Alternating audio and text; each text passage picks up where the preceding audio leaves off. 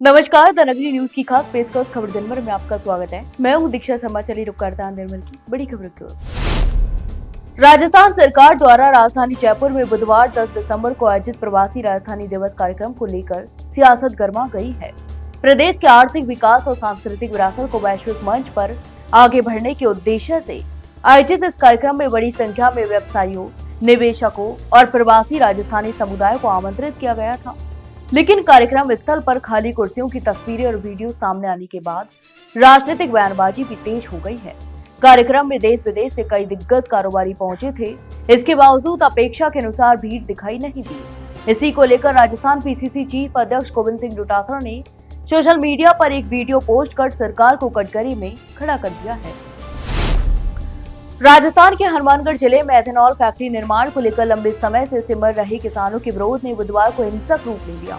टिब्बी क्षेत्र में प्रस्तावित एथेनॉल फैक्ट्री के खिलाफ किसानों ने महापंचायत बुलाई थी, जिसके बाद स्थिति अचानक बिगड़ गई।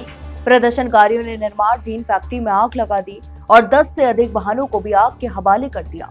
3 जेसीबी मशीनों और 2 अन्य गाड़ियों में तोड़फोड़ भी की गई।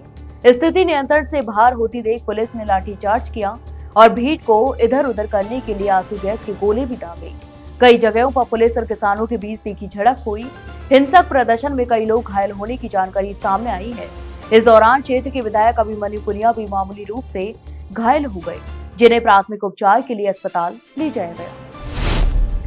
राजस्थान हाईकोर्ट की जयपुर बेंच में आज असामान्य तनाव का माहौल है। एक ओर जयपुर बार एसोसिएशन के वार्षिक चुनाव शांतिपूर्वक चल रहे हैं, तो वहीं दूसरी ओर लगातार चौथे दिन हाईकोर्ट परिसर को बम से उड़ाने की धमकी मिली है।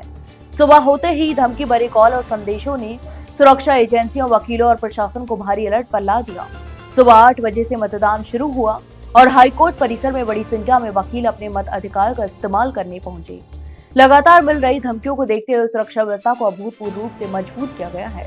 परिसर में लगभग 100 पुलिसकर्मियों सहित सिविल ड्रेस में विशेष सुरक्षा दल तैनात हैं। प्रवेश द्वारों पर मेटल डिटेक्टर लगाए गए हैं, जबकि 22 अतिरिक्त सीसीटीवी कैमरों के जरिए हर गतिविधि पर नजर रखी जा रही है। राजस्थान में जयपुर के चाकसू स्थित जगन्नाथ विश्वविद्यालय के BNYS विभाग के छात्रों ने गुरुवार को परिसर के बाहर जोरदार विरोध प्रदर्शन किया। छात्रों का आरोप है कि विश्वविद्यालय उनसे जिस संस्थान की रजिस्ट्रेशन और दस्तावेज जमा कराने की मांग कर रहा है, वह कॉलेज मान्यता प्राप्त नहीं है। छात्रों के अनुसार उस कथित कॉलेज का नाम किसी भी सरकारी पोर्टल या मान्यता सूची में दर्ज नहीं है, जिससे उनकी पढ़ाई और भविष्य को लेकर गंभीर सवाल खड़े हो रहे हैं। सुबह से ही बड़ी संख्या में छात्र और छात्राएं यूनिवर्सिटी गेट पर एकत्रित हो गए और नारेबाजी करते हुए पारदर्शिता की मांग की।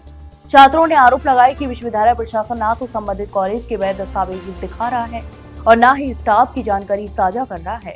विरोध के दौरान छात्रों ने स्टाफ की बस को भी रोक लिया और जवाब मिलने तक उसे आगे नहीं बढ़ने दिया।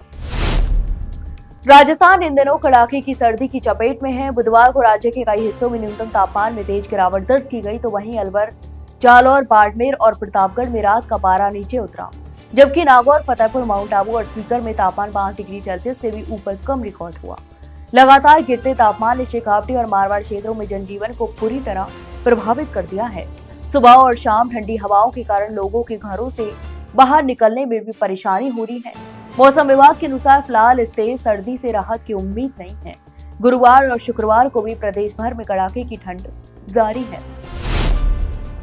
टोंक जिले के धूनी थाना क्षेत्र में स्थित राजमहल गांव में रात एक पेट्रोल पंप पर कार सवार बदमाशों ने जमकर उत्पात मचाया। शराब के नशे में धुत बदमाशों ने पेट्रोल पंप पर पहुंचते ही बिना किसी वजह के तोड़फोड़ शुरू कर दी।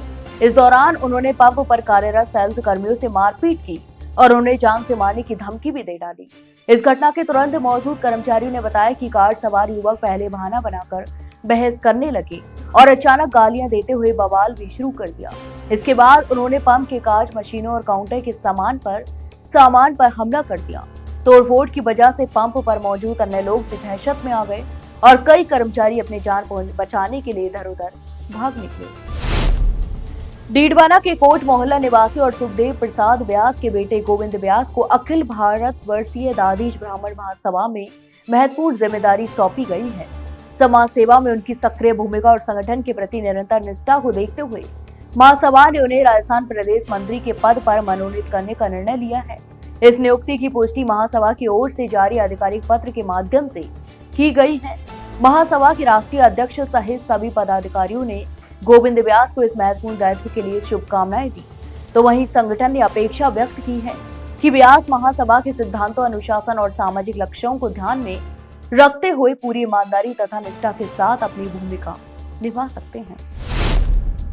टोंक जिले से बड़ी खबर सामने आई है, जहां किसानों ने यूरिया खाद वितरण में भारी अनियमितताओं का आरोप लगाते हुए जिला कलेक्ट्रेट में एडीएम को ज्ञापन सौंपा है। किसानों का कहना है कि मोहम्मदगढ़ जीएसएस के व्यवस्थापक द्वारा यूरिया खाद के प्रति बैग की तय कीमत 270 रुपए की जगह 300 रुपए वसूली जारी है। किसानों ने इसे सीधी कालाबाजारी बताते हुए जिम्मेदार अधिकारियों पर कड़ी कार्रवाई की मांग की है। यहाँ तक कि किसानों का आरोप है कि न केवल अधिक कीमत वसूली जा रही है, बल्कि खाद विवरण के रिकॉर्ड में भी भारी गड़बड़ी की जा रही है। किसानों ने बताया कि सहकारी समिति से उन्होंने 4 कट्टे ही खरीदे, लेकिन उनके मोबाइल पर 5 और 9 कट्टों का मैसेज आ रहा है। इससे साफ जाहिर होता है कि यूरिया खाद की कालाबाजारी बड़े स्तर पर की जा रही है और वितरण प्रणाली में गंभीर भ्रष्टाचार फैला हुआ है।